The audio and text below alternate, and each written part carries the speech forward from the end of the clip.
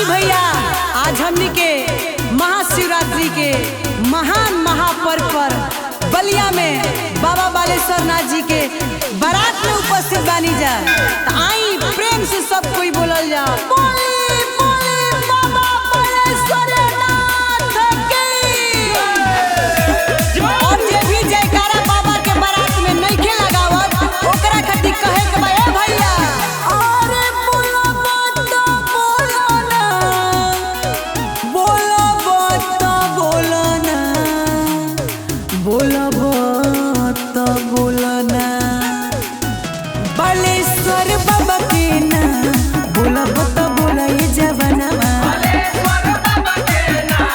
बोलो मत बोलो ये जवानवा, बोलो मत बोलो ना, बोलो मत बोलो ना, बोलो मत बोलो ना,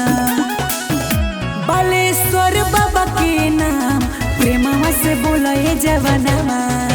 बालेश्वर बाबा के नाम प्रेमवा से बोलो ये जवानवा, बालेश्वर बाबा के नाम प्रेमवा से बोलो ये जवानवा। अरे बोलो हो, अरे बोलो ए भैया, अरे बोला हो, अरे बोलो ए भैया, बलिया में बोलो हो, बलिया में बोलो, बलिया में बोला हो, बलिया में बोला, रसड़ा कारो के गलिया में बोलो, रसड़ा कारो के गलिया में बोला, अरे छाता छितौनी में बोलो हो, अरे छाता छितौनी में बोला हो, अरे नगरा के गलिया में बोलो हो, बोलो बता बोलो ये जवनवा, छितेश्वर बाबा के नाम प्रेमवा से बोलो ये जवनवा, सिद्धेश्वर बाबा के नाम प्रेमवा से बोला ये जवानवा, छोड़िए कि सब मोह मायावा रे